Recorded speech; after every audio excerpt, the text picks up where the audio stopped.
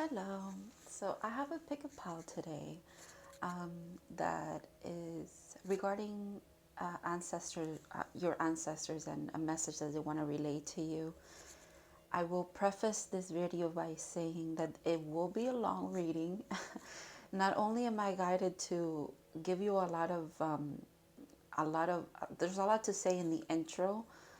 I'm sure there's a lot that's going to come through in the readings as well. And then on top of that, I'm being guided to say that if the reading did resonate with you, you would also have to watch like the end of the video, because I'm going to give you kind of what your ancestors want you to do in regards to building a relationship with them. Or I'm guided to give you a little bit of like tips of what I've been doing, or what I started to do when I first started to kind of honor my ancestors. I don't even know where to begin, but there's a lot. For example, I was doing I decided to do this yesterday, right? I wanted to do it for today. Obviously, I was planning it out.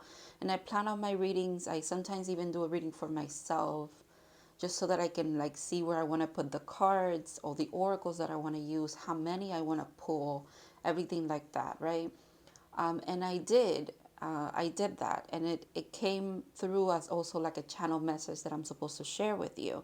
So your ancestors are not just the people that you knew in this lifetime that passed away from your family members, your elders, if you will. It could be them. But in general, they want you to know here that we are talking about generation on top of generation on top of generation. Um, it is lineage. It is also, they want to make sure that I let you know to, when you do work with your ancestors, to ask for those who are here for your highest good. Let me just read what I wrote yesterday so that it makes sense, right? So if you're seeking protection, guidance, and they're saying who's best to assist you as a human being, right, in this human experience, than us, that we were here in this human and plane of existence. We know what it is to be human, to struggle day to day. While your struggles might be different now, because obviously you're in a different generation, a different earth, if you will, right? It still applies that they know what it is to be human. They've been here, some of them for many lifetimes, and before they kind of became spirit guides for a lot of people in your families, especially those who are watching me here. They know what it is to live a day-to-day life. They know what sickness is. They know what love is. They know what romance is. They know what money and wealth is, how important it is, how not important it is. Like, they've been through everything, right? They know about the earthly matters, the reality of it all, right? And they want to grant you wishes, help you with decisions, and illuminate a better path, help manifest, and also tap into spirituality with your powers as a magician, a high priestess, to celebrate you and your accomplishments, especially for those of you who might not have one of the best relationships with your family, because it does feel like these ancestors are communicating with collectives that are breaking a lot of generational trauma, or a lot of generational baggage, things that just they know that doesn't work anymore, and they've been pushing their children, they're saying, to make the changes. And those of you who want to make the changes, who have been doing the changes, they want to support you, but they need a way into your life, right? It's almost like they're not looking for your devotion, your complete like submission, or anything like that. They're asking for you to allow them in your life, if you feel guided to. Again, if this reading resonates with you, excuse me, allow them in your life.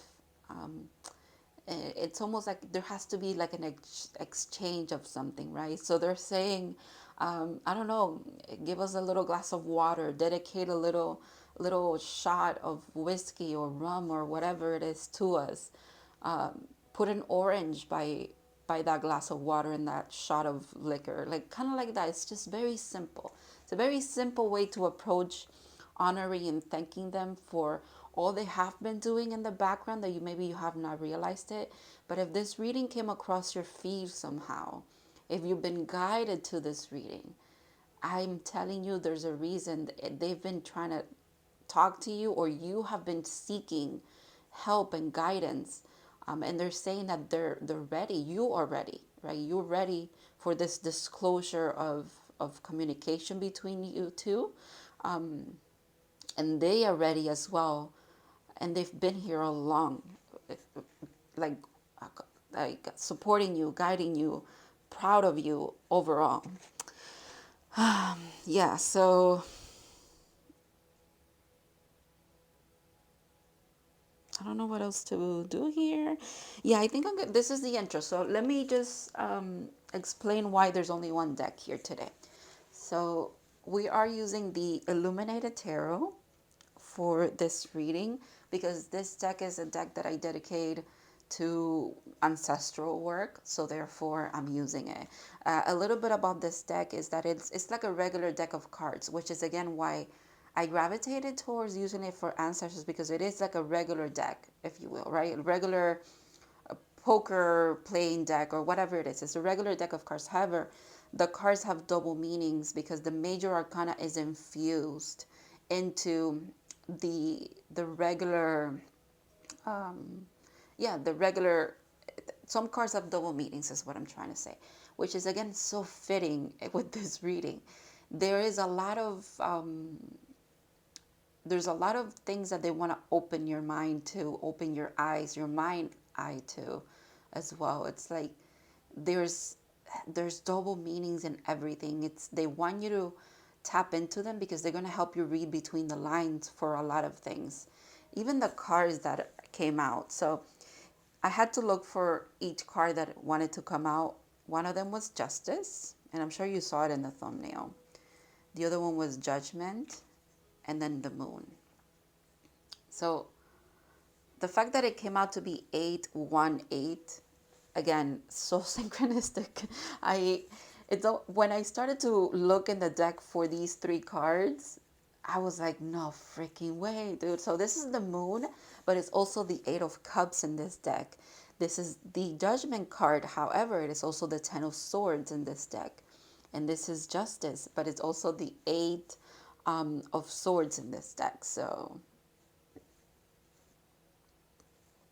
I don't know if you can tell here, but there is a need for illumination of somehow. There is a need to look at things in a different way. They're going to show you a different perspective about something. Yeah, if you've been seeing 818, that's super significant. 88 is significant as well.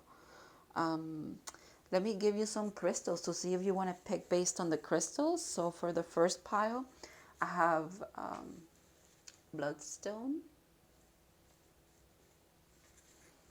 For the second pile, I have a little bottle with lapis lazuli.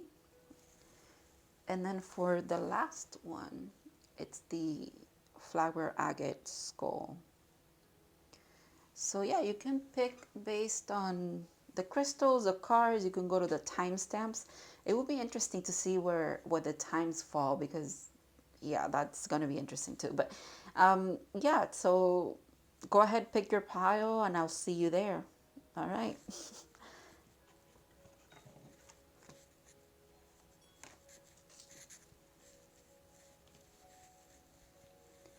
Okay, so we're going to start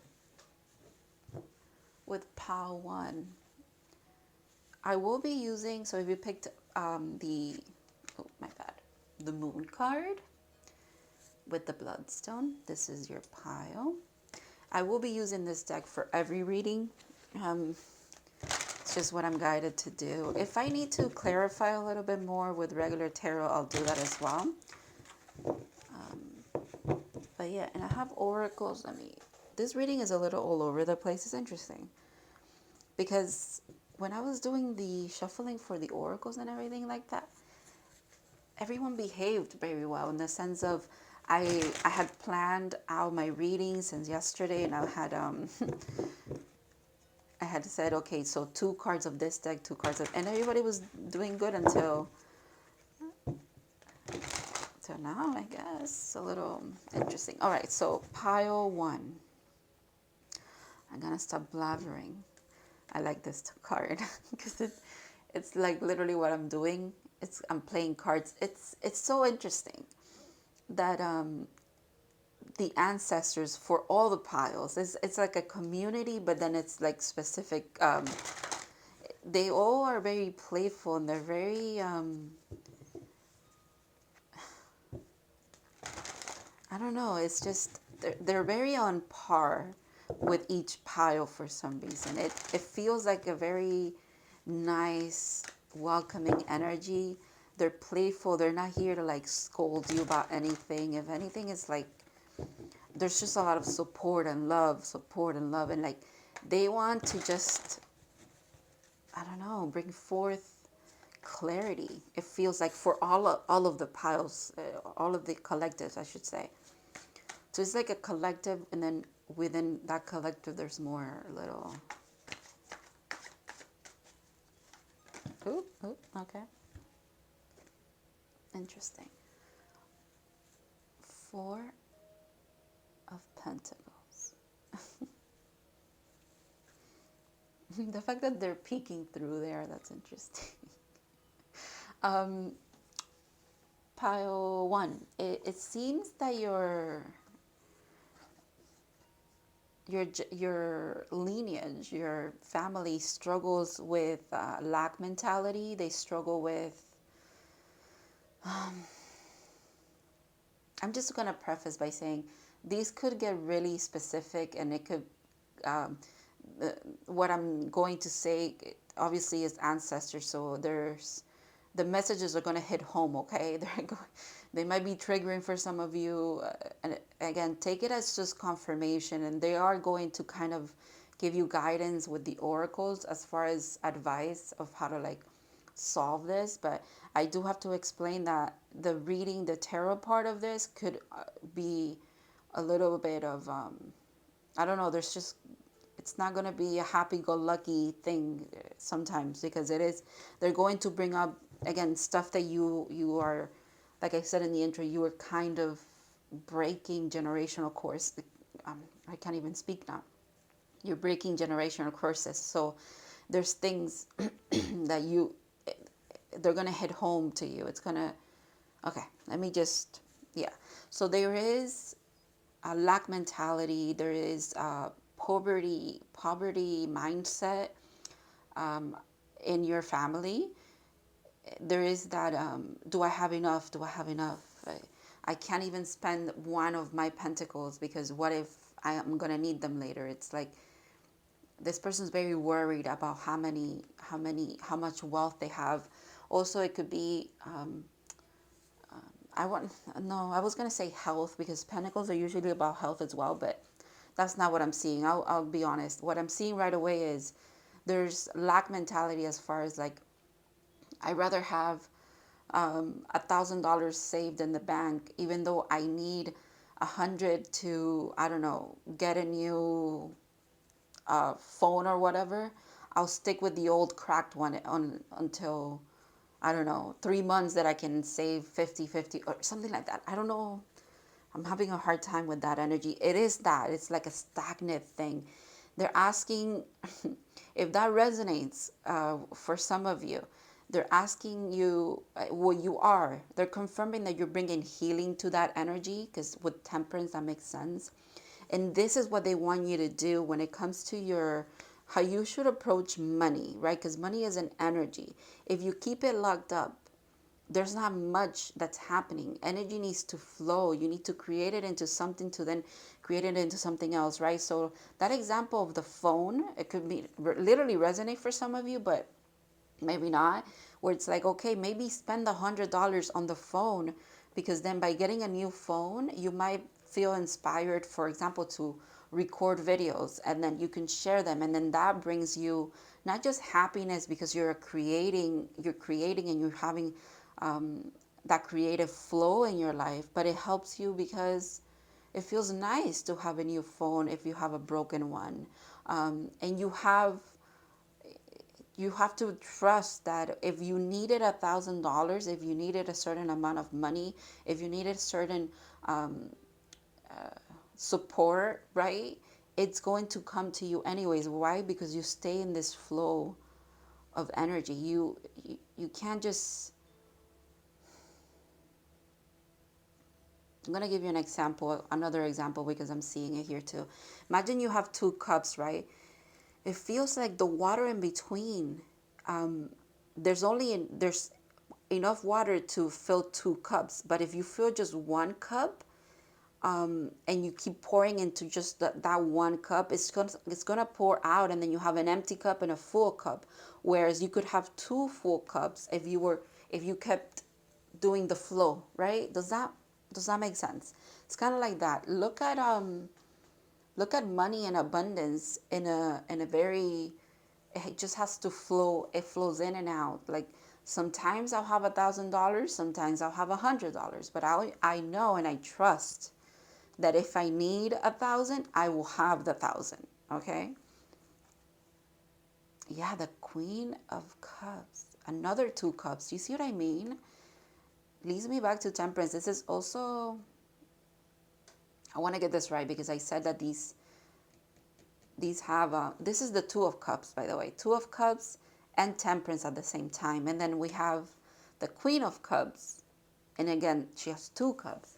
But hold on a second. I have to check. Um, Oop, that was my bad. All right. I have to check the book for this because since these cards have double meaning, sometimes I don't really, I don't remember. I think this is the Empress though. No, it's not. It's not. um, or is it?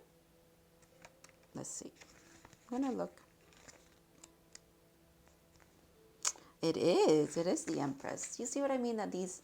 So this is the deck, but so it's the Queen of Hearts, which is the Queen of Cups, fertility, responsibility to nature, and it is the Empress as well. It's in your nature. It's in this and the Empress makes sense because she's receiving. She's in a receiving mode. She it's that flow of energy. It's like go back to that feeling of, hey, when I need support, I'm going to have it. Also, your ancestors are saying when you need support, you will have it. But we have to heal this lack mentality, okay? We have to heal that. That's part of your purpose here. It's to bring healing to that aspect of your family, of your generations, for your generation and for generations to come. And they're saying you don't have to like explain this to your family. If you feel called to, kind of saying what I was saying, like, hey, you just gotta trust, like spend whatever, buy whatever you really want, because in denying that to yourself, it's almost like you're denying even more things to come into your life, right? You could talk to people about that in your family, but you don't have to. You could also just lead by example, right? Be that trusting person that just knows that God has your back, right? Your spirit guides have your back. Your ancestors have your back.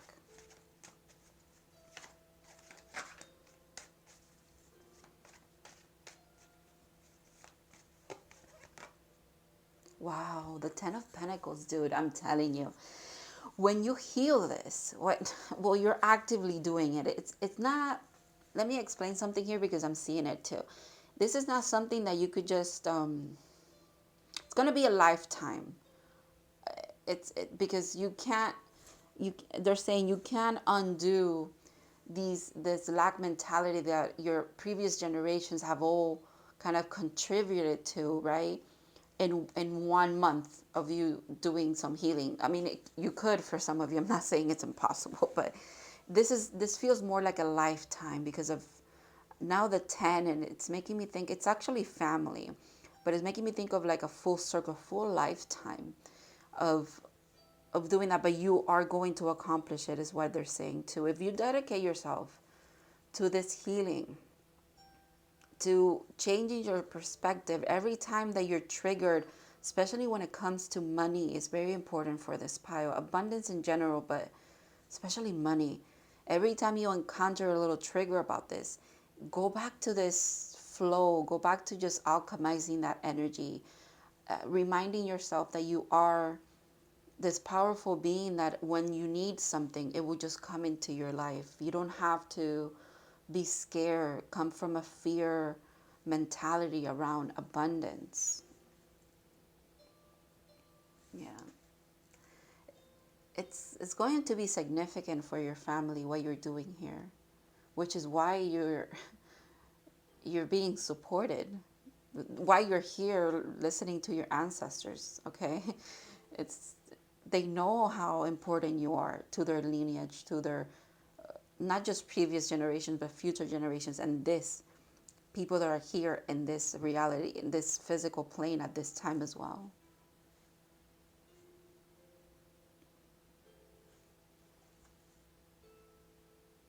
Seven of Cups.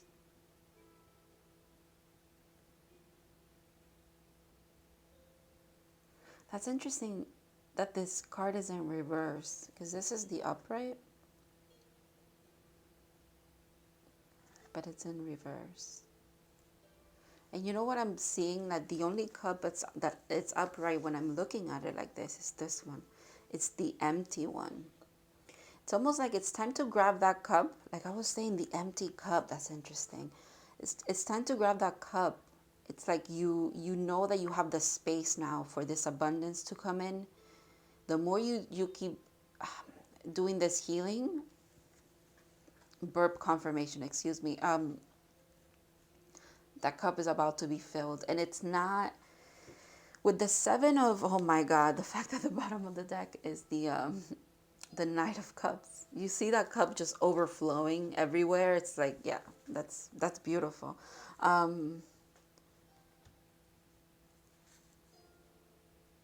Your family could also have this stigma or this lack. It's like everything's tied together. It's almost like some of your family might be very stingy because they just hoard money. They don't even use it they have a lot of, they could have a lot of money in the bank, but they deny themselves of something that they like to eat. They deny themselves of the new phone that they want to have. They deny themselves of new shoes, new clothes. They deny themselves of everything just to keep that amount of money, just to keep seeing that number in their bank account, right? And then for others of your family, it's almost like they can't even hold on to it because they splurge too much. And then there's that other third part where it's like money is evil. Like if you have money, you're not a good person, or it turns people bad. It makes, I don't know, it keeps you busy in the material world. I'm seeing like there's a lot of confusion and a lot of there's a lot of gunk around abundance here. I don't know how, I don't mean this in a judging way. I don't even have the words for it. It's almost like you're, and the fact that these three cards, which represent the person that I'm reading for, is between these two, the confusing, the lack and the confusion, right? They understand how hard it is to alchemize all of this, and the Empress being in the middle, that's crazy. They understand how hard it is to have to almost rewrite history, rewrite your conditioning, heal your conditioning, right? Build this new foundation. Holy crap. And the Queen of Pentacles, that's crazy. Yeah, so you're rewriting a new foundation for this lack mentality. This, oh, I don't have enough, and let's not spend even a penny on this because what if I need it for something else? It's like, well, do you need it for that right now? No, it's almost like in having that mentality of And this is like, I'm not saying that you have this mentality, or maybe you're trying to get away from this mentality. You're recognizing, and you even recognizing that you're doing this, partaking in this kind of thing, looking at it like you're not letting your subconscious guide you. You're literally looking at it like, hey, hey, hey, it's okay to spend the $10 that I want to spend, because if I'm gonna need $10 later, I'll have it. Kind of like that. Like, it's, you're looking at you coach yourself through all of this, and it's, they're saying it's beautiful when you do it. They love that you recognize that you're breaking away, chipping away little by little, kind of everything that has been programmed into you, kind of your upbringing. I mean, you can't help but, they're saying don't feel guilty. Don't feel guilty for the work that you're doing around this. It takes, so it's gonna take a lifetime, as they're saying, and they're not saying that you're gonna struggle financially throughout your entire life. If anything, that's the complete opposite. The Ten of Pentacles is here, and you make a big jump. You're going from the Four of Pentacles, boom, a Ten of Pentacles, but in between those two energies, what do you have to do? You have a lot of healing to do around the lack mentality, and abundance and all of that, wealth. And but then it's like you become that energy. You become that empty cup that wants to be filled, and they will fill it for you. It will happen. All right, let's see the oracles. So the first card that I'm gonna do is a spirit animal. So if you see the spirit animal, your ancestors want you to pay attention, because they communicate with this animal. This could also just be extra confirmation for you, because you could have been seeing this animal. And obviously it has a message on its own as well. The fish. Interesting, because the fish that was at the bottom of the deck. Whoa. There's that more water energy. You have a lot of water. You have water and pentacles. So yeah, it's asking, it's almost like they're saying, let us, let yeah, let us wash away kind of a lot of the stagnicity that you have around abundance. We we want to guide you towards a brighter day, a brighter way of seeing things. You deserve it, they're saying. You've done a lot of healing around. And if you're starting this healing journey around lack mentality, you will accomplish a lot when you, the more you, the more you alchemize this energy, the more you recognize the patterns that you don't want to follow anymore. The more you do lead by example, they're saying as well, the more people you're going to bring along with you. It will affect your family. This is the card about family. So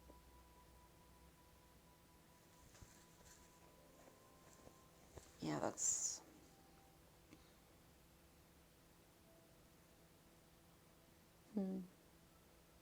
there's that enlightenment here with the crescent moon being like super bright.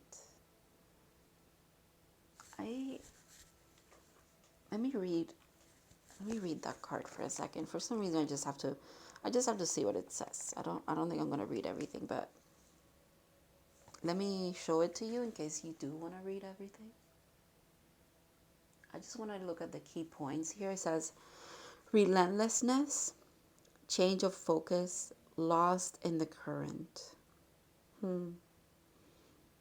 When in balance, adaptable travels well. When out of balance, distracted changes mind often. To bring into balance, set a small goal and accomplish it.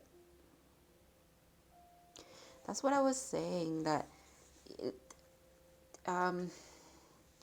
this task that you're taking on, you have to understand that when a lot of us readers or just spiritual people say in general, you know, you're the generational curse breaker, and I can't say that word today for some reason, in your family, like, understand that you don't have to have all of this weight on your shoulders. It's not just resting upon you. You are one of the of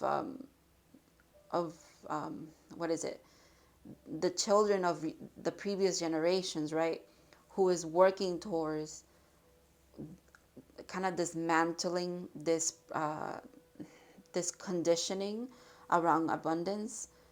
But you have to understand that you're going to just do your part. You got to focus on you. Again, set small goals so that you feel that sense of accomplishment. They're saying, they're leading me back to that example about the new phone. If you need whatever it is, if some of you need to get something and you do have the money for it, but you're not getting it because you feel like I might need that for another emergency. They're saying start small.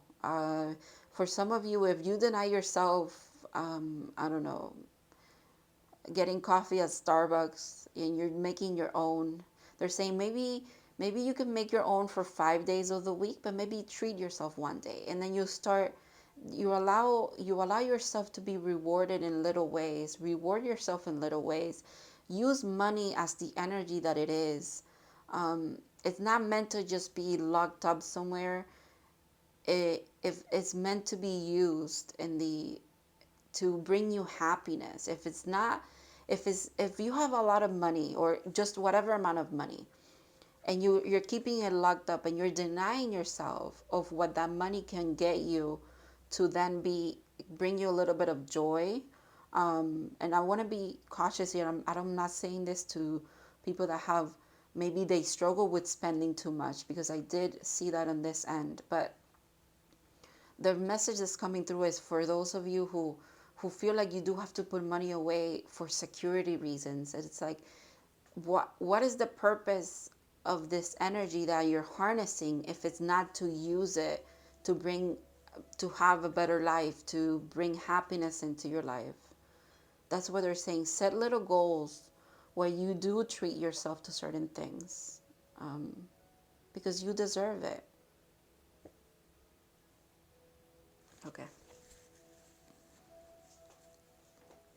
And then let's move on. All right. There it is. Okay. Playfulness. Exactly. It's almost the crescent moon is here. The crescent moon is here too. It your task, pile one, it's interesting because your task for healing this energy, this stagnicity, this conditioning in your family, they're saying how you break it is by having fun. That's literally all you're being called to do. You're being called to dismantle all of this and build a new foundation around seeing seeing things as especially abundance in general. Again, it is about money for a lot of this collective, but it could also be like abundance as far as even like cultivating happiness. Is like you're being called to share what you do have. Or it's the thing is that some of you are not even sharing what you have with yourself, and that's the first thing that you need to stop doing. You need to allow yourself to have fun, to enjoy the things that you have. Wow. Phoenix. That's a powerful energy right there. But there you are. Like I was saying, it's like you burn this foundation down and then you rise from the ashes anew. A phoenix could be significant for you as well, not just the fish, but the phoenix as well. The fact that she's in water there, in a pond, and now you have the fire energy. They're saying to transmute a lot of this stagnicity. Also go for what you feel passionate about. Again, if there's something that you feel passionate about and you need to acquire something and you need to spend money to acquire that, right? To help you with your passion, your drive, your playfulness, to enjoy what you're doing in a creative aspect or something like that. They're saying get it, spend it. It's going to just bring more abundance to you. And if it doesn't, the other message, you don't just have to spend to then get more money. Sometimes you could just spend just to enjoy the time that you're having right now with friends and family. Sometimes you just spend to to spend it. It doesn't necessarily have to come back to you as money in a create, right? Because you create with whatever you buy, and then you get more money because of that. That's, you don't always have to look at spending to get a profit as well. It's it's that also keeps you in a loop, stagnicity. Um, Sometimes you could use the money to just have fun in the moment. And how, what is it that you gain back? What is it that is returned to you in abundance? Maybe you get an abundance of happiness. You get an abundance of health. Why? Because now you have an outlet to let out your stress and your anxiety, and therefore now your what is it? Your quality of life is improved because you did spend this money in what you needed to feel better in some kind of way. Um, okay, let's keep going here. Peace. Wow. I'm a being of love and I release all negative energy.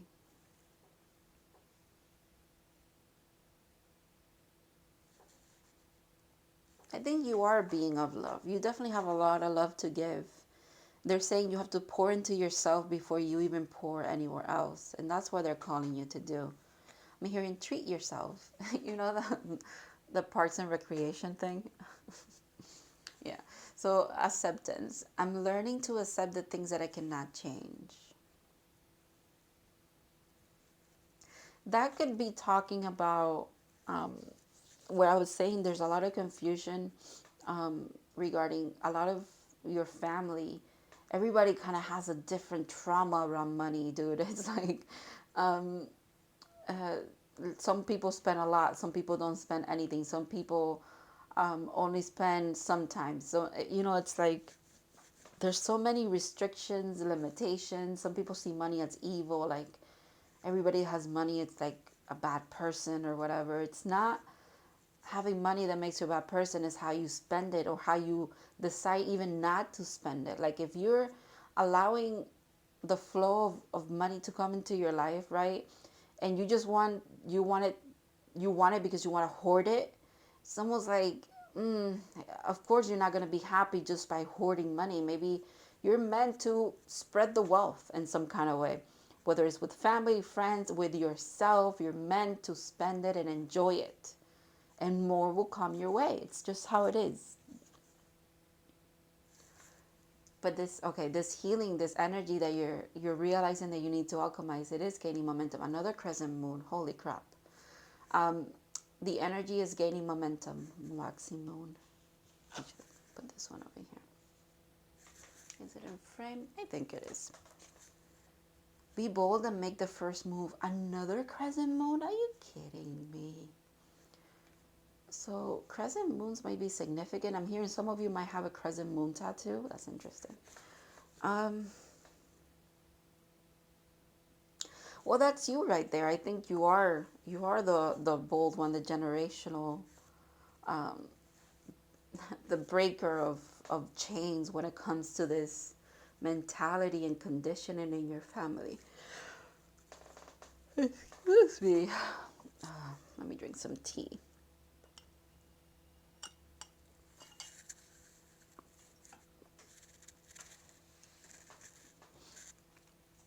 And then these are from your star ancestors. And when I did my reading yesterday, and I picked this deck to see if I wanted to pull one of the cards from it. I was shuffling and I kept thinking, okay, star ancestors. And I shit you not, the star ancestor card came out. So I was like, okay, confirmation. I have to use this deck as well. So let's see what they have to say. Oh, wow. Losing your grip. Coping mechanisms, destiny, addiction, let God in. Exactly. Oh my goodness. If this doesn't culminate everything that I was just saying about you gotta let the flow in. You know, you losing your grip on wealth, or even the, if you don't have, some of you are looking at me like, what wealth? Like, I'm a millennial, I'm a Gen Zer, like I literally don't have anything in the bank because I live paycheck to paycheck. It's almost like, okay, and then you have to loosen your grip on the conditioning that you have been conditioned into. You know what I mean? Like, you're starting that healing or you're getting there. They want to, your ancestors want to work with you, okay? I'm going to need you to watch the last part of this reading because I'm going to explain kind of what they want to, it's almost like it's that giving of energy. Like they want you to dedicate a little space for them and give a little couple of offerings. It's going to be very simple. I mentioned it in the intro as well, but it's almost like to let them in, let God in, let this energy, good energy in. It's like I'm seeing them, it's like falling into, it's like falling with like a waterfall or something like that. It's like just allow yourself to fall into good energy. Let go of those coping mechanisms. That makes sense. You have um, oh, it doesn't say destiny, it says density. And you see the addiction came out where we're saying there's, that's what this card was talking about. Some people around you in your family or even you could have had struggled with spending money, like in addition to like buying a lot of things, acquiring material things, acquiring money and just keeping it there. It's like you have to loosen the grip, let things flow.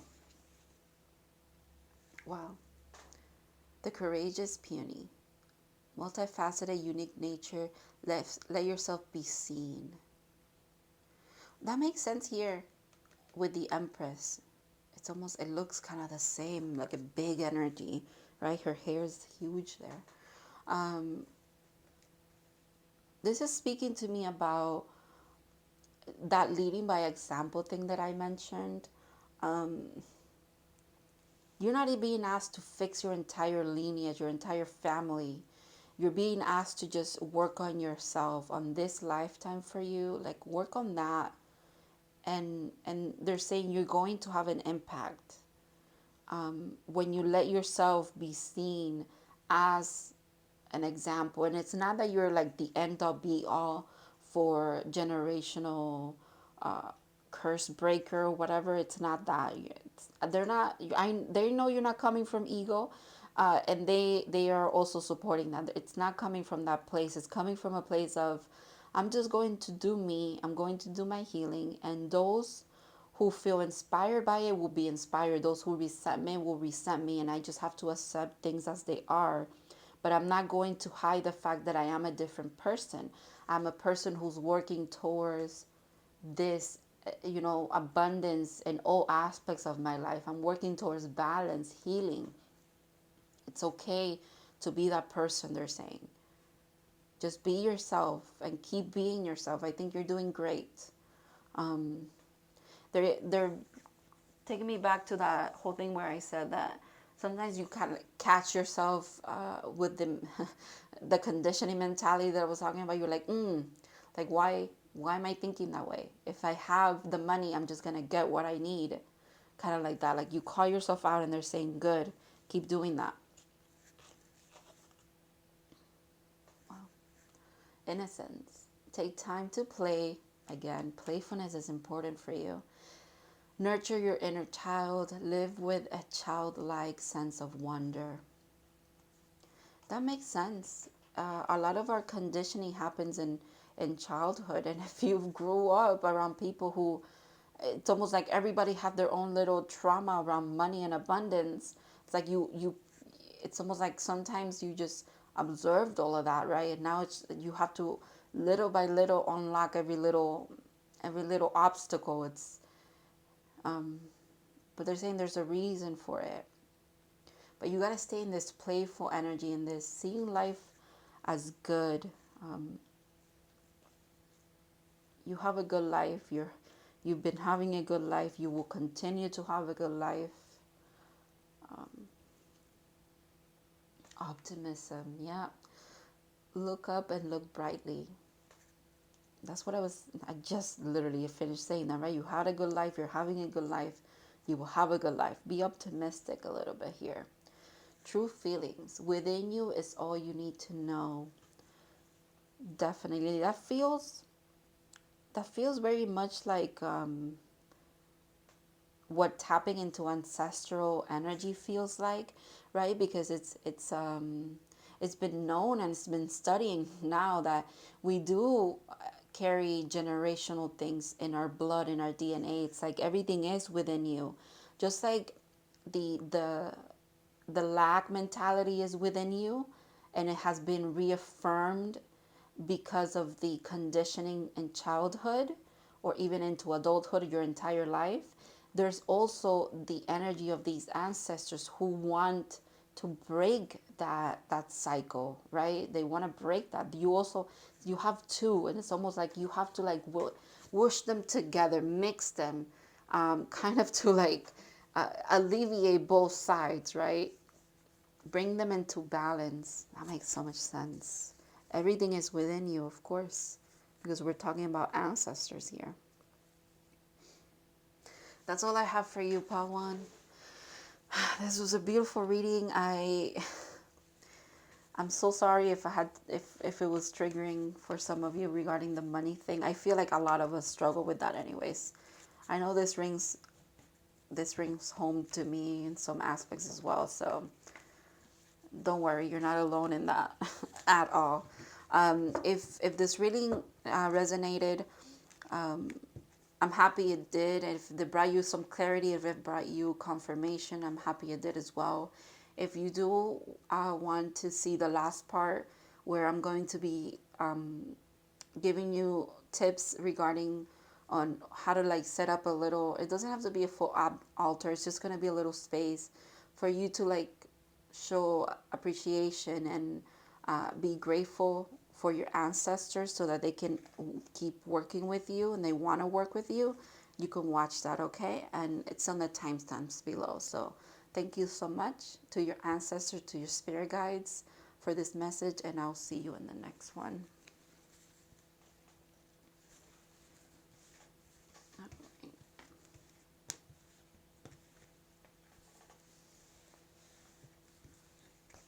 Hello to those of you who are in the in-between.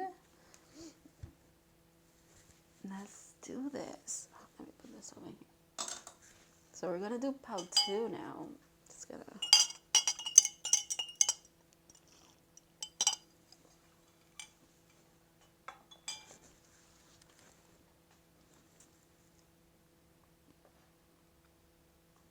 All right. Hello, part 2.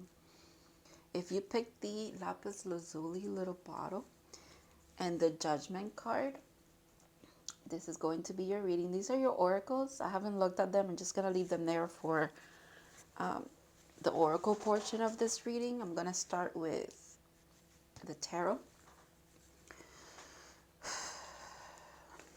Let me tap into your energy here, pal, too. If you missed the intro, you might want to watch it.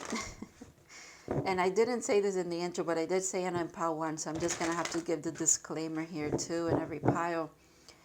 Because these are your ancestors, right? The reading, what's going to come through, what they want to illuminate and what they want to work with you in the message could be a little triggering. It could be hinting at a lot of generational trauma that you're kind of breaking apart from, or you're even trying to acknowledge that's even a trauma or a conditioning that you need to step away from.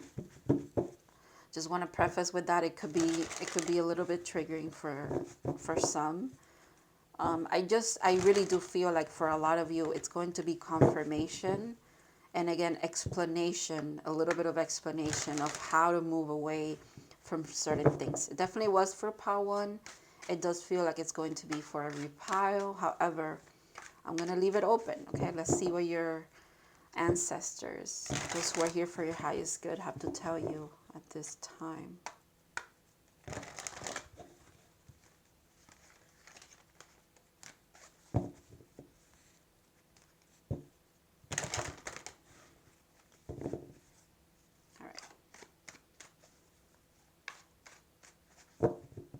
Alrighty, let's see. Wow, the Queen of Cups. So this is the Queen of Cups in this deck, and because this deck has double meaning to some cards, this is also the Empress. Beautiful energy to start with. I'm not getting a message right away from that. I'm just saying it's almost like how they see you. It's beautiful. Ooh, the Nine of Pentacles and the Hermit. Whoa. You have so many sides to you, I'm seeing. But you make it all work. It feels like you're a student of life here. They're recognizing how they view you as this powerful, beautiful energy who maybe needs to step out of their shell, right? You've acquired all of this knowledge. You are surrounded by beauty and abundance. The coral reef here is beautiful. And it's almost like you're peeking out. You're like, I don't know, is it time? Is it time for me to share this? They're saying it is. Okay, this is a really different message from pile one, but this is interesting. Not that I was expecting it to be alike, but I don't know. Hold on a second. I got this card yesterday in my reading. It signaled, for me, the channeled message from this card yesterday was to mention to everyone, which is why I'm doing, at the end of the video, I'm giving you what the ancestors are asking you to like give them as an offering, because they want to work with you, but they feel like there has to be a give and take, right? They want you to start from a place of gratitude and kind of like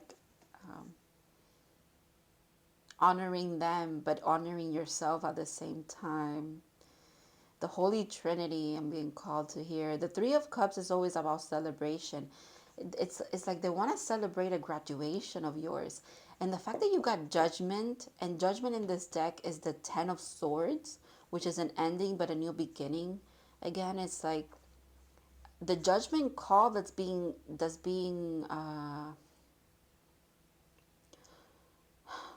judgment call in general that wants to be spoken here. It's about celebrating your growth, your graduation in some kind of way. You've accomplished something. You see the banner here of like there's a party. You've accomplished something, Pao 2. And I was giving you the disclaimer of, I'm gonna bring up generational trauma or something like that. And you're going within in your study of yourself, but therefore the study of life in general, tending to your garden with the Nine of Pentacles, because I can see it both ways here. You have stepped into this Empress energy, and you don't have to be a feminine to embody this energy, or kind of allow it to be in your part of you. The Empress energy is just about flow and allowing things to come into your life, but also having a creative outlets, and kind of allowing the creative flow to be what brings you into even more abundance, more happiness, more joy, more love. And you've done a lot of emotional healing as well, because it's the Queen of Cups and then the Three of Cups.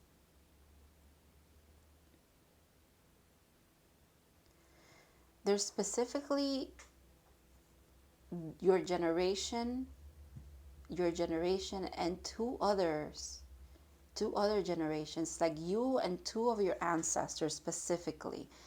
This is interesting because I wasn't sure if some of them would come through. I'm not going to tell you who it is because I can't. And for some of you, it's not even someone who you knew when they were in this plane of existence, right? When they were in a physical vessel. But there's you and then two of your ancestors, two very specific ones. One of them you might have known. I'm being called to this ring here.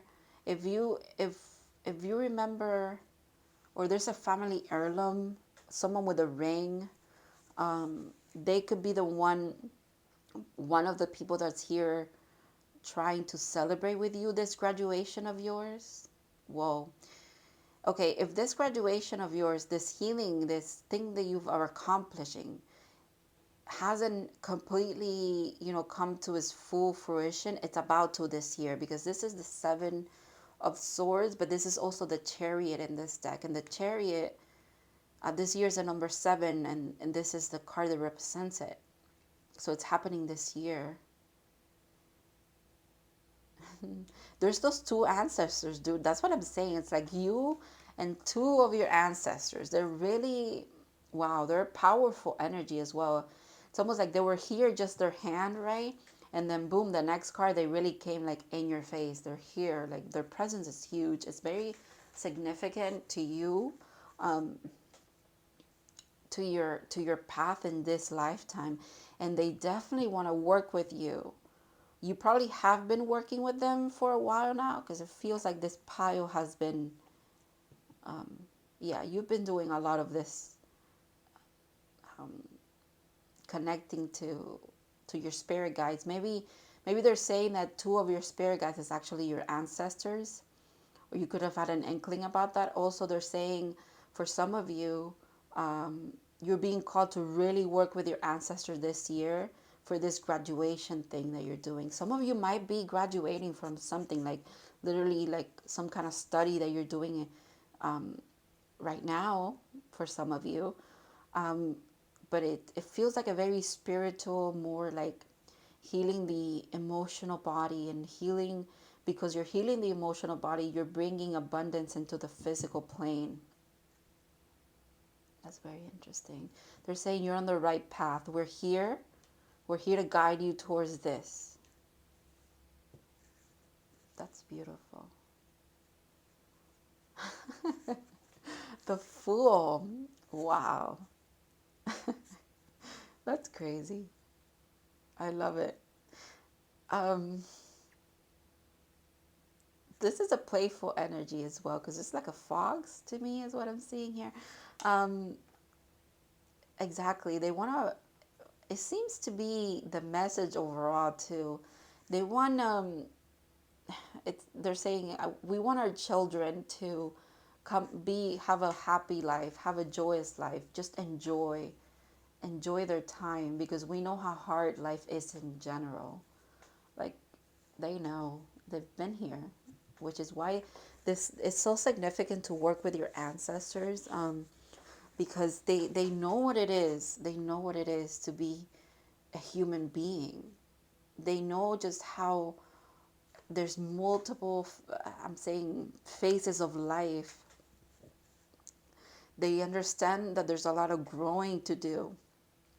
They understand there's growing pains. They understand how the emotional body needs a lot of healing in your lifetime, but in your family. I like that the middle card is the celebration one. It's almost like these two energies come together for celebration. In the 3 here now, I'm kind of seeing like it's these two ancestors, and then this is your energy. And this is them like actually celebrating you for being a fool, or for being perceived as a fool. If anything, the fool is the one who, even though they might say very controversial things, they approach it in a funny kind of a way, in a playful way, but you still get your point across. And you might do that with your family members, actually. That's interesting too. And they also might do it with you. This is how they communicate with you. They communicate in a playful way. They want you to approach working with them also in a playful way. Right away yesterday when I got this card, I chuckled, and it was funny because they were saying, okay, we need 3 things, right? We need at least a glass of water, a shot of some liquor, and something else. Whatever you want to give us. Maybe it's a little bit of food, maybe it's a fruit, maybe it's a candy. We need 3 things. It was like boom, boom, boom. They said it right away when I got this card yesterday, so that's interesting. Um, yeah, you got funny people on your side. You got very caring energies on your side as well. With the horses, them being represented by horses is making me think of, and the fact that it's sword energy. It makes me think of how horses are like freedom and like just to uh, like run and play. Like your family could own horses as well, or you could have a very deep connection to horses for some reason. Horses are significant for some people here. Maybe you had a past life as a horse, and you, because you've been doing a lot of spiritual work, a lot of your past life have been unlocking for you, and you know that one of them was you being a horse. You could also be born in the year of a horse. My goodness, the horses are important here. Um, Beautiful. All right. Interesting bottom of the deck. This is that card again. This card came out in pile 1 too. There's that cup there. Because this is in reverse in general. That cup is the only one that is upright and it's empty. They want to fill your cup. They also want, again, they want you to work with them. They want offerings. They want, if they're saying if you want your cup to overflow, it's time to give, to receive, if you will, right? And again, this is if only this is resonating with you. If you're just watching this for entertainment and you don't really want to do any generational work and stuff like that, that's okay too.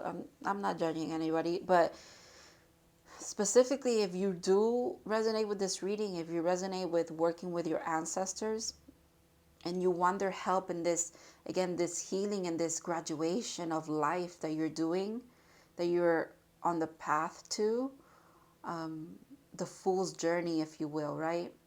If you're falling into a new passion and you want it to be successful, you want it to come to fruition in this lifetime for you, in this year specifically. They're saying, work with us. We're here. We just need a little bit of exchange of energy between you and us, you and I. Now that's one specific one saying that. Okay, so I'm going to start with an animal spirit card. And this animal could be significant for you. It also would represent an animal that your ancestors used to communicate with you, okay? Whoa, the moth. A beautiful moth to a flame.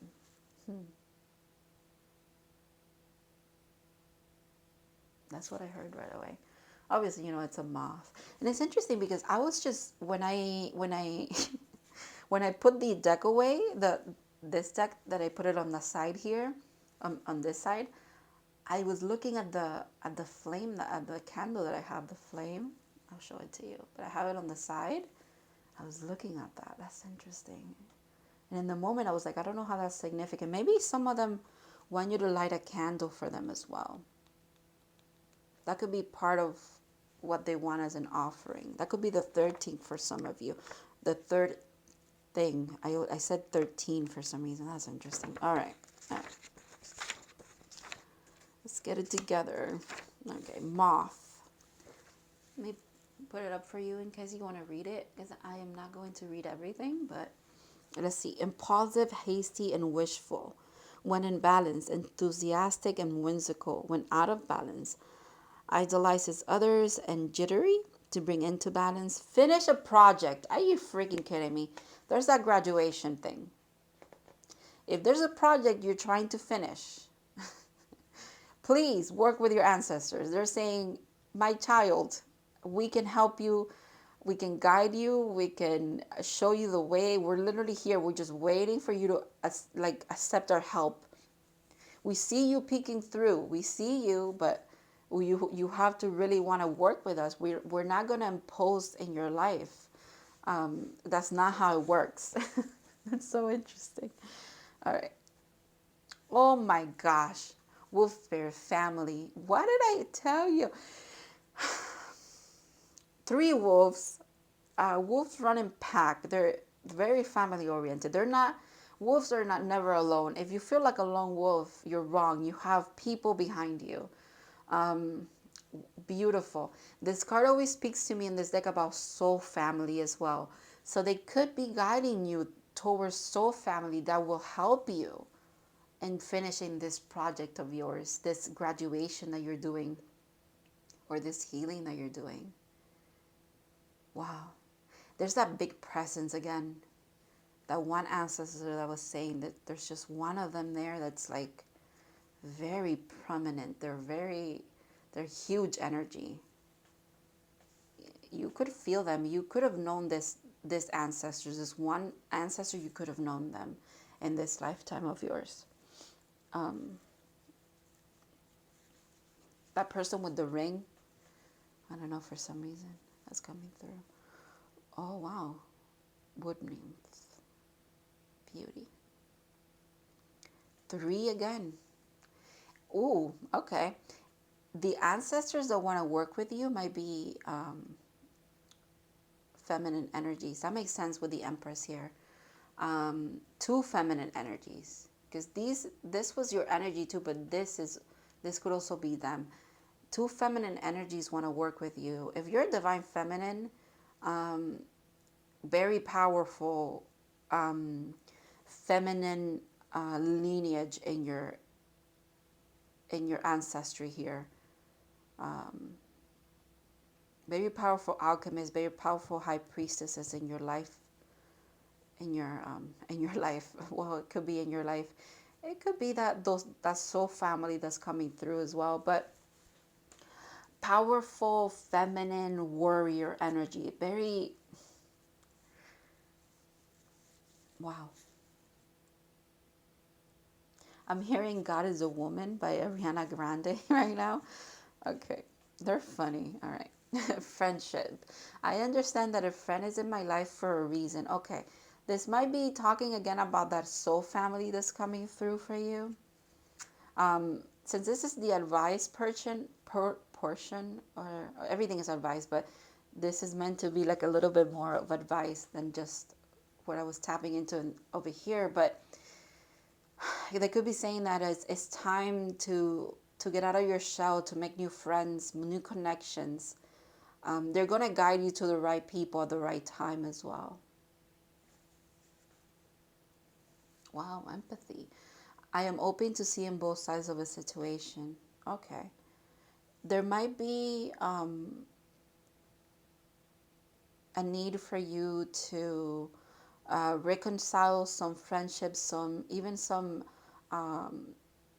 family matters with some of your family members as well, especially when it comes to women in your life, women in your family.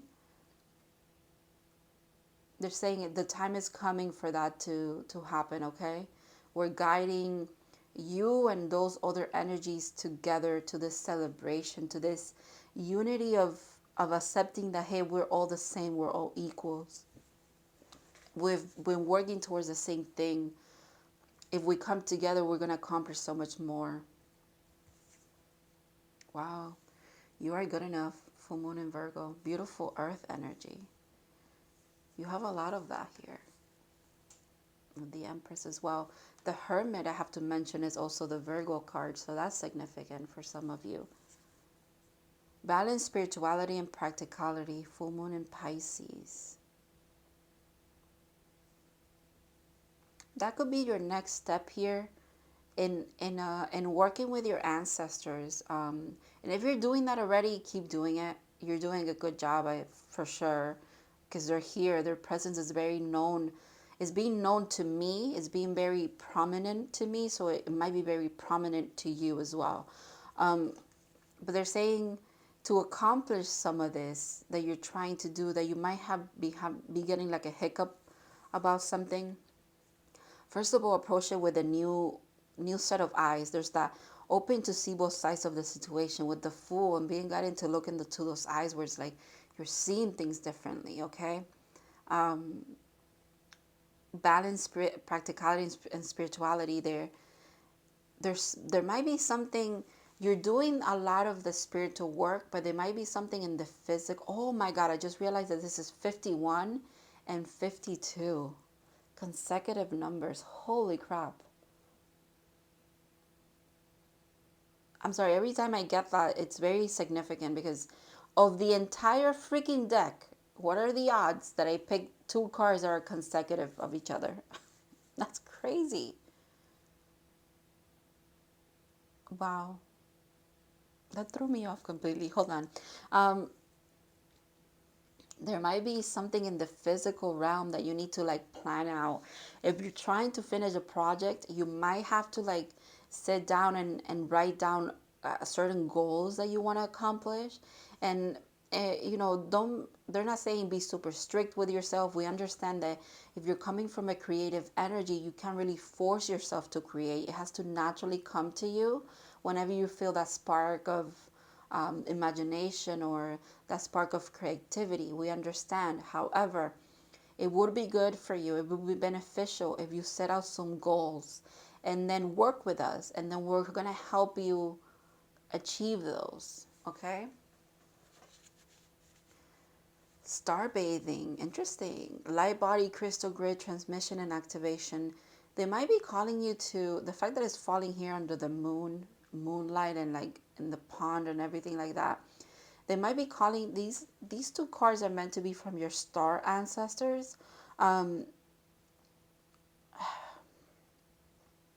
I think you work with a lot of with a lot of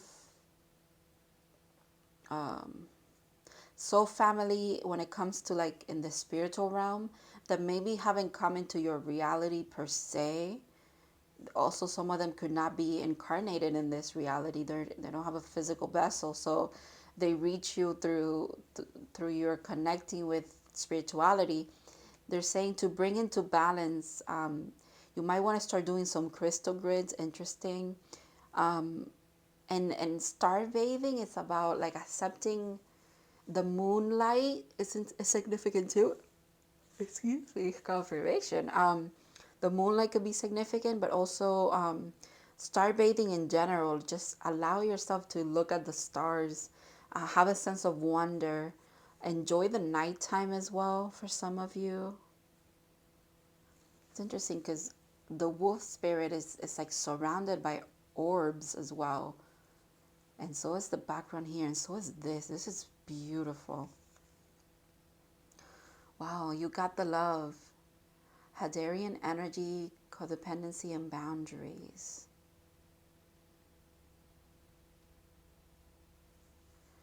This this image here looks to me like what I was saying with the hermit. It's almost like, because that is okay. This is also what working with ancestors and tapping into ancestor energy feels like. Is like you're one of many, but you're yourself, but you're not yourself because you're other generations as well. It's so interesting that it's being depicted here for me, and I'm seeing it that way right now. I don't know what that is. Hadarian energy. So I'm gonna have to look at the book for that. I'm gonna look at the book whenever I feel called to, and for some reason that one's significant. Um,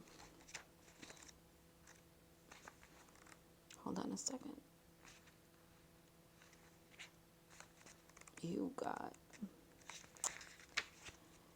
you got the love. I think you have the support. Is what they're saying here. The Hadarians are believed to be beacons of pure divine unconditional love who see love in all people and situations. Okay, that makes sense. Empathy. You come from a place of a lot of empathy, and for a, for others, especially when it comes to your family, even though that's interesting, even though you're breaking a lot of traumas or stepping away from a lot of kind of like what happened to you and like not repeating that, if you will, you also understand and have empathy for those who have not done it, or those in your family right now that are struggling with the same things. That's interesting. As a result, they can find it hard to have boundaries, interdependent, healthy relationships because they only see the unconditional nature of those they meet. Whoa, exactly. That makes sense. So if you're a very empathetic soul, you have a lot of empathy for others. It's like in seeing the good in everybody, sometimes you cloud your own judgment. There's that balance of practicality and spirituality. Yes, you tap into and you see the good in everybody and the potential in everyone, but they're saying work on your boundaries because your boundaries are going to help you to step away from codependency, whether it is towards family members or it is to other friends or friendship. The way you get to soul family is by integrating these lessons that you've been working on. Interesting message there.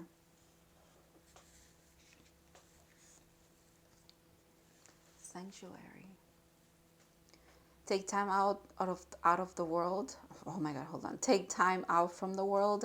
Spend more time alone, meditate, and go on retreat. Or go on retreat. That makes sense.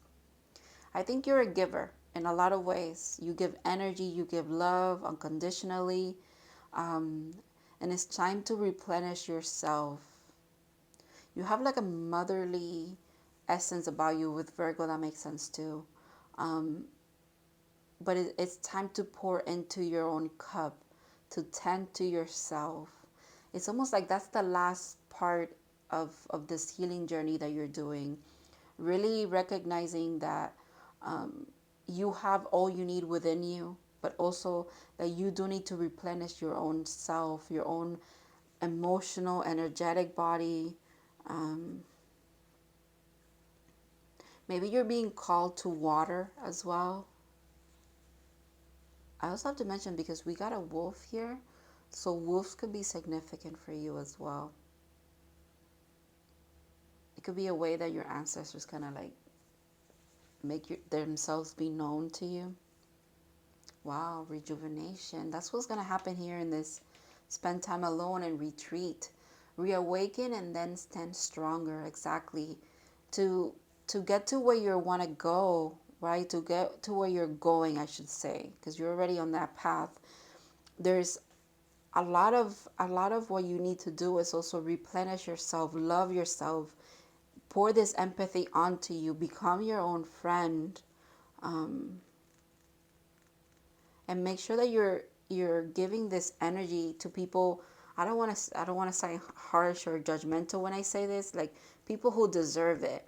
Part of part of setting boundaries is knowing using your discernment to set those boundaries with people, places, things, family, friends, co-workers, whatever it is, of, like, when am I giving too much? When is it time for me to receive? Like, I have to give to myself, kind of thing. Yeah, they're saying it should be reciprocated. Whenever you're giving, you give, you should receive. And it doesn't mean that, I'm gonna put it in regular terms, where, like, let's say you buy someone dinner one night and you're like, okay, now they have to buy me dinner the next time. It's not like that. It's more of, okay, you treat someone to dinner, but then, I don't know, 2 weeks later they invite you over to go like on an adventure with them, and they're the ones who drive there, they're the ones who set everything up, and it's like, everything's being reciprocated. um, Kind of like they're also saying, just how you give in your love language, right? And you pay attention to other people's love language and you try to support them in that way. You deserve to be supported in the way that you need to be supported. Don't feel that you're selfish because of that. So interesting how this message completely like flipped over, but it's going to resonate for some of you, and it has to do with this emotional healing that you're doing. Boundaries are huge when it comes to emotional healing. Because of that, again, like, if I'm not being reciprocated, maybe I should start pouring into that cup, is what they're saying. Health. Focus on all parts that make you whole. You're being called to focus on you, focus on your health. Mental health is significant, emotional healing is significant. Um, Learning to receive as well, they're saying. It's important for you to learn how to receive. Just as much as you give, you have to also be open to receive. What a beautiful message. I really hope this resonated with you, Pal, too. And I want to thank your ancestors and your guides for being in this reading. I'm sure it brought you confirmation or some clarity in some ways. The message for you was a little bit all over the place, but I feel like it all came in together, it tied in very nicely. Again, I have to mention, if you do want to watch the last part where I'm going to be explaining how the ancestors want you to kind of like set up a little space for them and whatever, you can do that. If not, that's okay too. You could also do your own research, obviously, in regards to all of this and working with your ancestors. So thank you so much, Pao 2, and I'll see you in the next one.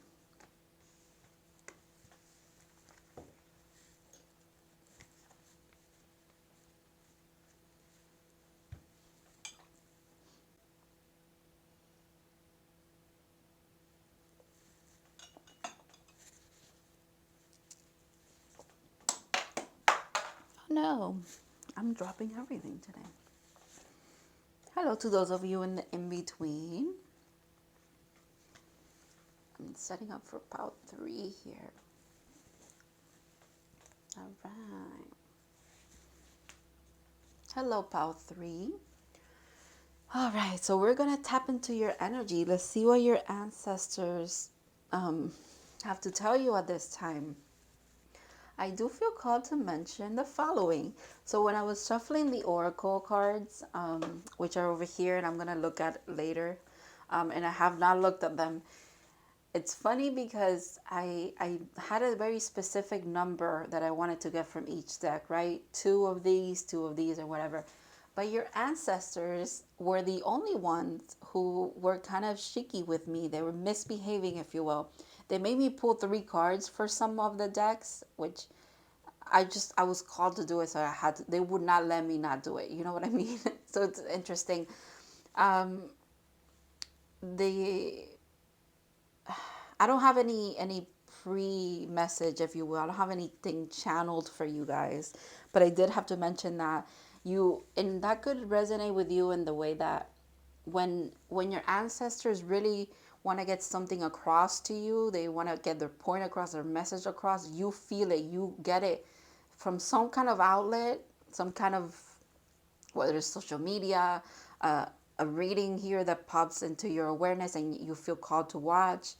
Someone might say something, a specific phrase or something like that hits home to you, kind of like that. Like, they really are a powerful, they want to be heard, okay? I just have to say that they want to be heard by you.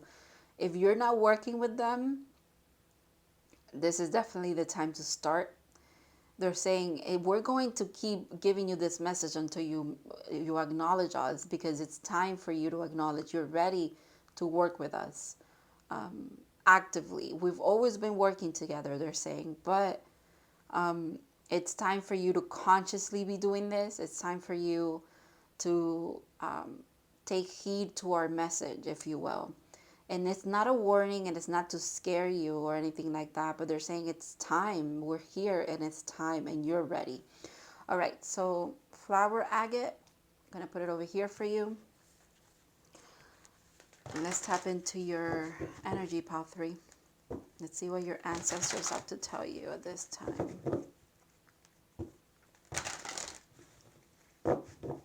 Since I'm only using one deck for everybody, I have to shuffle this a lot, okay?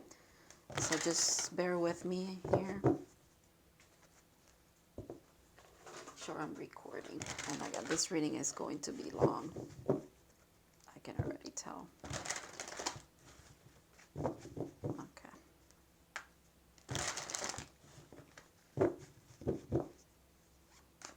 Okay, Pile 3. Let's see what your ancestors have to say. Well, I feel like they do have a lot to say. They feel like they're gonna, yeah, it's straight to the point here. Straight to the point. Okay, here we go. This is the 8 of Pentacles. They're saying there's some fated things. The strings of fate are included in this reading. This is very powerful. Your ancestors are, wow, some of them might like to sew you knew of, or there might be a blanket that you have inherited, or it's like a family heirloom for some of you. Some of you, one of your creative outlets might be something created like this, sewing or knitting or something like that. They're saying the work that you've been doing we've been also, we've been, what is the word? We've been incorporating what you needed to succeed in this thing you're trying to accomplish. With the Knight of Swords, interesting, Knight of Swords. And you see how they're holding 3 cards there? That's interesting. Whoa.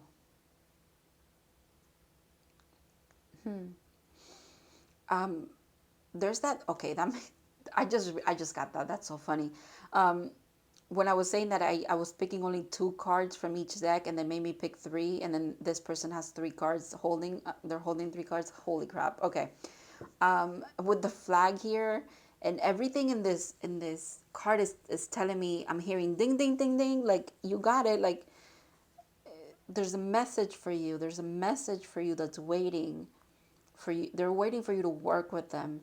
If some of you are tarot readers, or you've been guided to, or it keeps coming up that, hey, you should get a tarot deck, or in readings, or in people keep you keep seeing readings on your feed, whether it's in any social media that you use, of, hey, are you a tarot reader? Maybe you should get a deck because your spirit guides are trying to communicate, or something like that. That's confirmation for a lot of you. And then you have another knight. So this is the fastest moving knight. It makes sense because I'm talking so fast. There's so much. And then this is the Knight of Cups. There's that flow of creativity and energy and just abundance. Love as well, that wants to come into your reality. That's beautiful. You've been working on this, okay? They acknowledge that you've been working at this. 10 of Pentacles. Okay, so you've been working towards abundance, towards union with a divine counterpart for some of you. That's interesting. A family. You've been working towards your happiness. They're here to support that endeavor, without a doubt. Ooh. This is the Four of Swords, but it's also the Death card in this deck. A skull and a skull. Pile 3. I understand why your ancestors were so misbehaved, if you were, or they were doing things in their own way. They were using me to deliver a specific message for you, if you will. And they do that with you too. They give you a lot of synchronicities. Constantly. You're being constantly bombarded with signs, synchronicities, aha moments, especially in this time. Especially when you go into this rejuvenating mindset of yours, when you do a lot of closing of cycles and starting anew, the more death to, it's not literal death, but the more death to certain situations, relationships, things in your life that you bring, the more that you alchemize, and the more life that you bring into your own life. That's beautiful. Your energy is powerful, and your ancestors' energies are very powerful. Let me look at the bottom of the deck. Another 4. This is interesting because this came out in pile 1. It was the first card. 4-4 could be significant. 4-4 add up to 8. That's interesting too. This was also in pile 1. I didn't say it in the beginning, and I was supposed to, but I didn't. I felt like for some of this collective, because I feel like it's a grand collective and then individuals, right? The whole reading is for you. And if you're here in pile 3 because you've been watching the whole reading because you feel called to, oh my God, if that's not extra confirmation for you, I don't know what to say. Like, I was supposed to say it in the intro. I don't know if I did or not now. I don't remember. But yeah, it feels like for a lot of this collective, every reading is for you. Every pile is what I mean, is for you. Your ancestors are like trailblazers, dude. They're night energy. They're on the horse. They're moving. There's a lot of movement. They want to deliver this fast to you. There's something coming your way. There's some kind of wish fulfillment. There's some kind of abundance coming your way. They're saying allow things to die if they want to die. They will be spring anew. Spring season could be significant for you as well, and the summer season too. I'm hearing that's so interesting. I love this energy. Your ancestors have very interesting energy. Okay, so this is the animal spirit deck, and my intention here was to bring forth an animal that they communicate with you with, a synchronicity, more synchronicities. Let's see what that is. The peacock. Beautiful. Oh my goodness. I love the peacock. The peacock is an animal that its beauty is not just from the outside. The outside beauty that they portray to the world is because it's a beauty that comes from within. This is how they view you. This is also how they view this work that you've been doing. They think it's a beautiful thing what you're doing. They they know that you hold it very dear to you. You see how this person's holding the three cards very close to their chest. But maybe you're being called. When I was saying that some of you could be readers, or you're in the spiritual community in some kind of way, you might be called to share this beautiful project that you've been working on. Okay, it's going to be well received. It's because it's coming from a beautiful place from within you. So of course it's going to manifest, and it's going to be approached and perceived by others as beautiful, just like how you see it. Interesting. Froggy Bog Patience, another bird. Birds could be significant for you as well.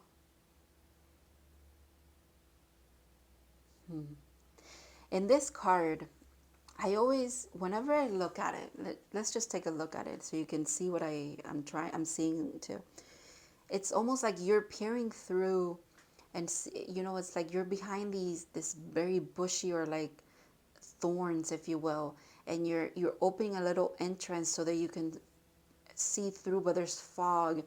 And fog is telling me right now that sometimes the fog that could be around you, or it could be literal, or it could be in the in a sense of like wherever things are a little bit hidden, or where you have had like to have a lot of patience in the past, maybe for this project to come together, this thing that you want to bring forth to come together. They're saying the patience you've had will be rewarded. There's this enlightenment coming towards you. There's this, yeah. The fact that your card was justice, there's this justice. It's almost like justice is riding, being this knight coming into your life, your literal. It is this plane of existence. It's a grounded thing because it's the Eight of Pentacles and the Ten of Pentacles. So that's very interesting. Birds are messengers as well. See, wow. Let me explain what I meant. You know what I told you, that it's like the thick, like the thorns, or you're peering through a bush or something. And you see how this person's on this path, right? But there's this enlightenment that they carry. There's this light that you carry. This light right here is almost this. It's like you're peering through this forest, right? It almost looks the same to look at this. Or this is trying to come into your reality as well. That's what the knights are bringing. There's two of your ancestors who are, one of them is, first of all, super sharp, witty, smart as hell. And the other one comes from a place of a loving energy, a very loving, patient, and like empathetic energy. They're both writing together to bring these messages to you, to bring communication to you, to bring this justice to you. Show you a new path, show you the way, kind of appear themselves. It's almost like manifest for you as well. They could come through. For some of you, you could literally see them in dreams. You definitely see them if you do anything creative and you're in a state of flow here. You do see them in there. You might tap into their energy very often whenever you're working on this passionate project of yours. Humor, yeah, they're definitely funny. I can vouch for them with this. The sign and synchronicities that they give you might make you chuckle as well very often. I choose to focus on the lighter side of life. And if they don't, if how they come across to you, it's frustrating for you, sometimes they're saying, we're just trying to be funny, we're just trying to like lighten the mood, because they feel like you need that. Whoa, abundance. I'm a limitless being. I can manifest whatever I desire into this physical reality. That's what they want you to believe in. You've been working at it. You've been working at it. You've been working towards abundance. And they're saying it's here. We're bringing it to you. But you got to lighten up. They're saying, lighten up, dude. Like, there's, they're also saying it's not that serious. You know, it's not that serious. But they're not saying that in a condescending way. They're just saying it. You might even hear someone tell you that, and it might be triggering to you to hear like that's not that serious, and you feel like what you're working on is serious. Again, you gotta lighten up. It's kind of like what the energy, when you lighten up, that energy flows a little better. Not everything has to be serious. They're saying sometimes you just let things fall where they may as well, because now I'm looking back at this card. All right, time to breathe out. Interesting. Yeah, take a break if you need to. Whenever you feel like you're a little blocked, it's okay. That's when they're saying you're being called to have patience at that time and enjoy just what you're doing. Do something else. Take your mind off of this. The flow, the pathway will make itself known to you. It will be shown to you when you need to start walking again, when you need to start moving again, if you will.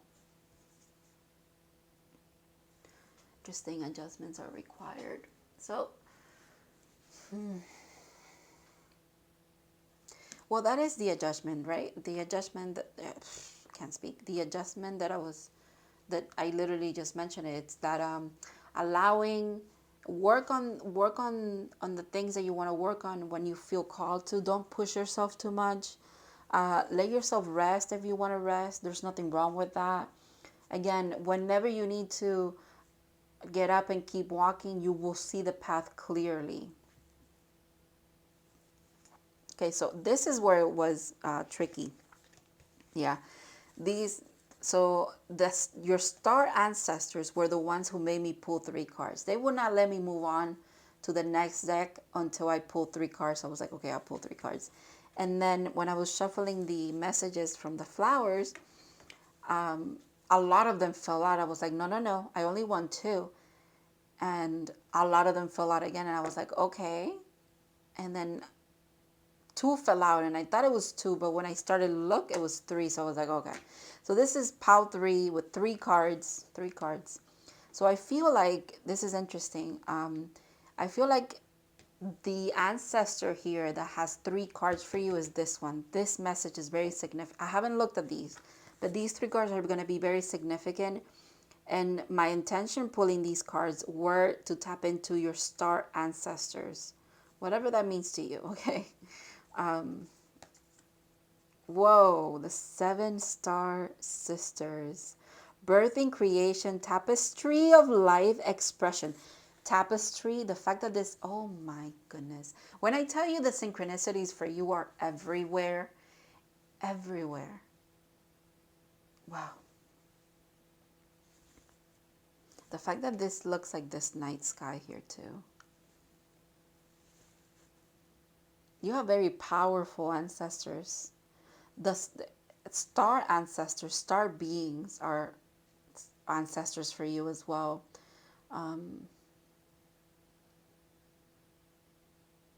That's beautiful.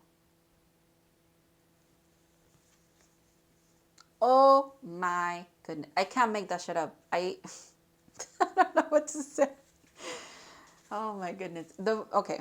The reason why I use this deck is because when I was planning my reading yesterday, I always kind of like plan out how many cards I want to take. I do this, but for myself to kind of get the energy out of me so that when I'm doing the piles, I'm not like projecting my stuff on here.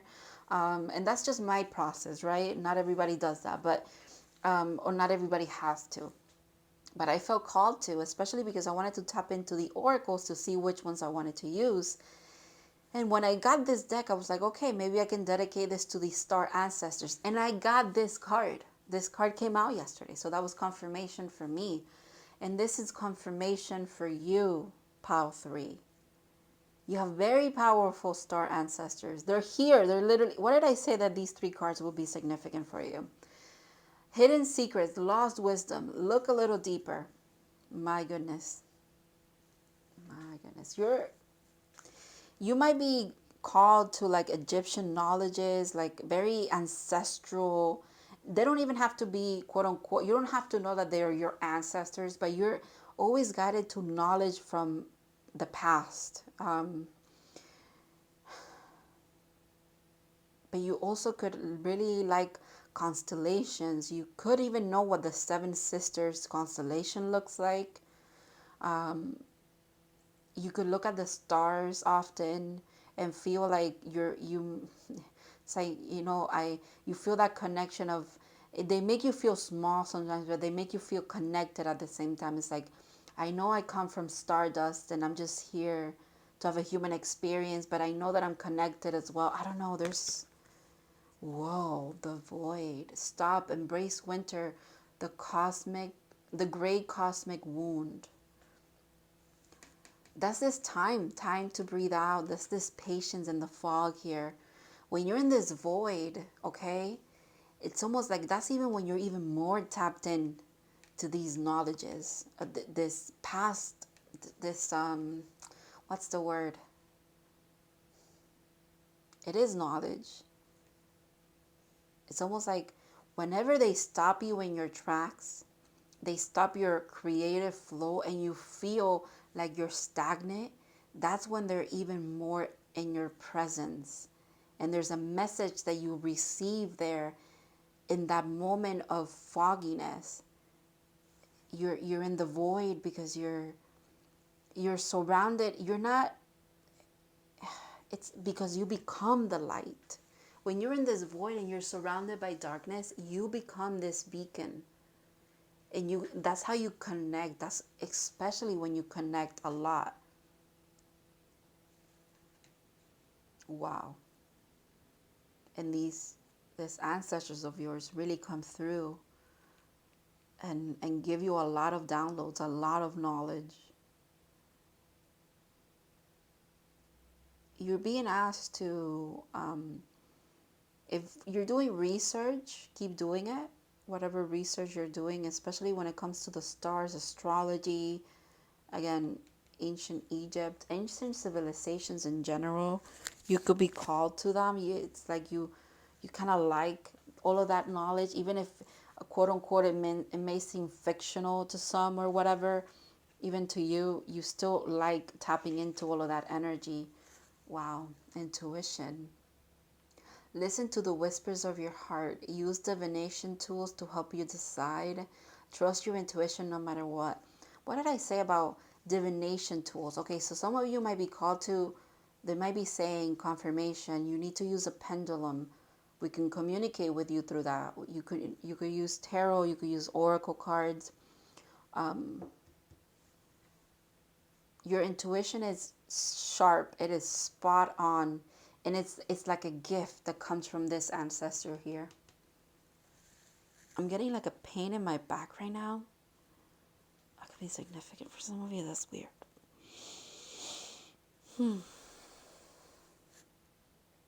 Usually when I get that pain there, for me as a reader, is me having to channel something. It's sometimes I don't even need the cards. It's just for me. I'm being called to write or channel some kind of message. I feel like I'm doing that for you. So it's not regarding to your reading. It could be regarding to you. You might be a channeler of information.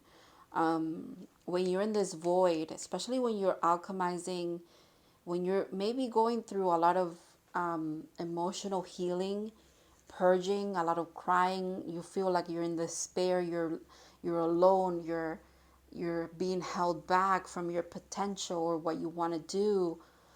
They're saying that's when we want you to tap into us. That's when yeah, that's the message right there, because my pain went away. That's when they want you to channel that energy.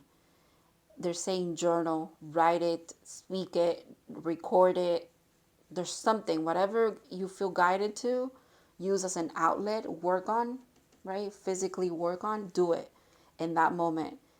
It almost like it helps you clear the path, if you will. Okay, let's look at these. Wow. Spirituality. It's time to connect with what you believe. Yeah. There's also, okay, that makes sense. There might be a death to some kind of belief systems that you were attached to. They're saying the more you let go of that, the more of this ethereal, beautiful knowledge will come in for you. You got to make space for us, they're saying. Make space for this information we're trying to bring forth. Clarity. Bright path of understanding will open. Literally, this card. If I had to put, this is this card, that energy. Mentoring pathway. You see how it's opening up? There's like, it's being, the way is being lit for you. Clarity wants to come in for you. Fortitude. Be brave and dig deep. Look a little deeper. Hidden truth, hidden secrets, lost wisdom. You are a channeler for a lot of ancient civilizations that, you know, like their wisdom is sometimes seen as, people believed in magic back then or whatever, but maybe it's not that. Maybe we forgot how to tap into that to work with that kind of magic. That's what they're saying as well. There's three specific things that they want you to work with, okay? Because I'm being guided to the three cards again from this ancestor of yours. The three pyramids here, that makes sense. Three cards. There's three specific things. What is it? It's like tools. There's three specific tools that you should be using to bring forth all of this knowledge to your awareness, this clarity to you. Okay, it makes sense. So spirituality, right? It's one of them. And then with spirituality, it's tied into your intuition. And then in the intuition, you're being called to use divination tools. That makes sense. Spirituality, divination, and intuition. Beautiful. Wow. What a powerful message to end this with. Wow. Your ancestors are funny. They're saying, yeah, we saved the best for last. For those of you that watched this entire video, they truly did save the best for last. It felt like a journey throughout. But I do see how each collective could also just resonate with each pile. You don't have to watch the whole thing. If anything, if you landed at this one, it's because you're on this point, right? And for others of you who've watched throughout the whole thing, it's almost like foretelling you what kind of path you're going to be on if you keep doing your healing that you're being guided to do with your ancestors. So pile 3, thank you so much for watching, and I really hope that this brought you some clarity, confirmation, some hope for some of you, a lot of clarity for a lot of you, honestly. I just want to thank your ancestors and your guides for trusting me with bringing this message to you.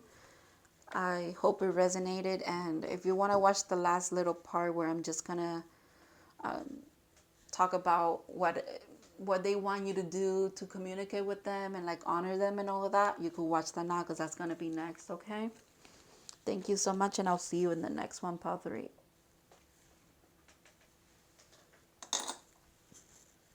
All right. Okay, so if you made it here to the end of the reading, I just want to say what your the channel message was yesterday regarding how to work with your ancestors for this collective here. Even though it's three collectives within a collective, right? They want you to do very simple things. You don't, and it doesn't have to be anything huge. You can set up a little altar for them, but they're saying you could just put like on the side of your desk, on your nightstand or something like that, wherever you can find a space for them. They want for sure a glass of water, okay? Some kind of liquor for some of you. And if you don't drink and you don't have alcohol in your house and that's not something that you're doing or that you want to do, or just like that's just your belief or your background, if you will, that's okay. It could be something you could substitute. They just want three things, so it could be for sure water. And I don't think that will be an issue for anybody, setting up a little water, a glass of water for them. Some fruit or candy, maybe some food that you knew that you're like your lineage or your culture they like, or it could be something that you like to eat. Share it with them. What else?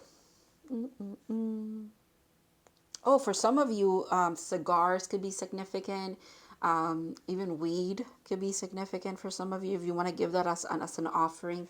They're asking for three things, three little things, and then they they wanna they want you to tap into them where you're setting this up for them.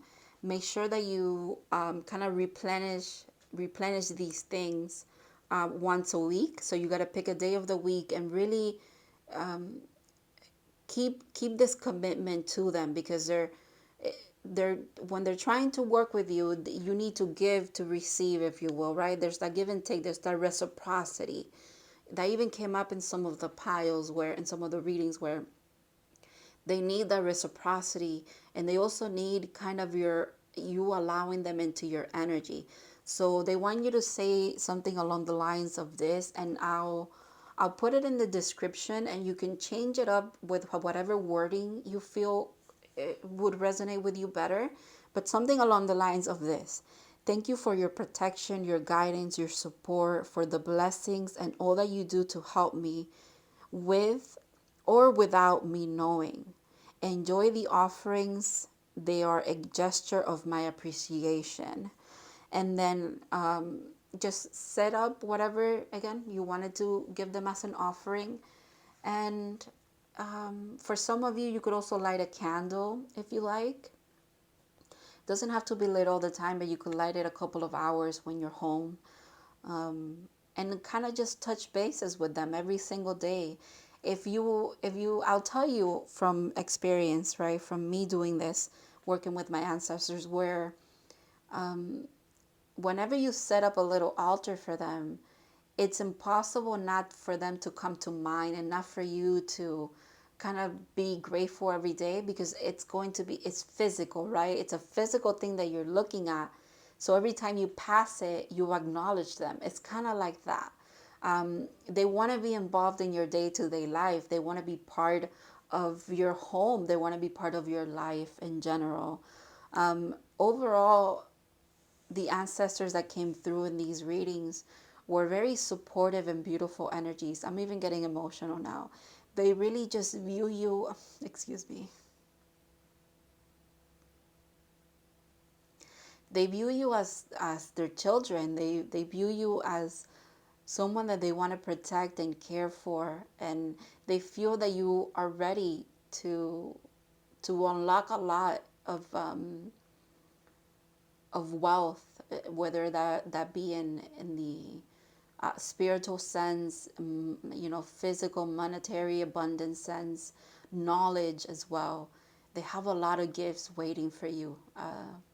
And it's not that they don't want to give them to you, but they need that reciprocity. They need your acknowledgement, and they need you to want them. It's like they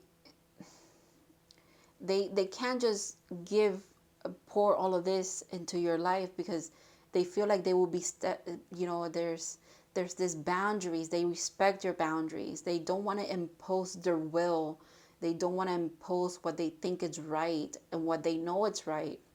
Kind of like even what your higher self might be working with them, communicating with them, there's only so much that they can bring forth until you here in this physical reality, you as a human being. They were human before, so they understand that you deserve your bodily autonomy, your energetic autonomy, your spiritual autonomy and boundaries. They respect that. It's almost like that's even more confirmation that they don't want to continue the cycle of traumas and curses and bullshit that has been in your lineage.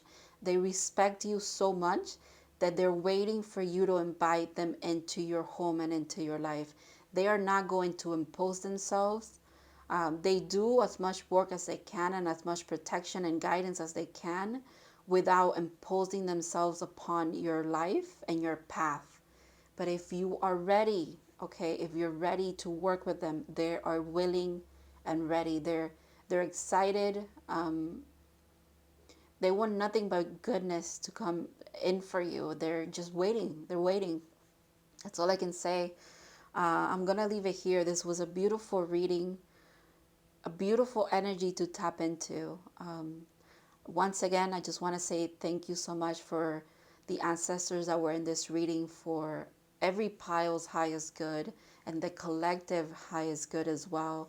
Thank you to my ancestors for being here, my spirit guides and your spirit guides overall. And I'll see you guys in the next one.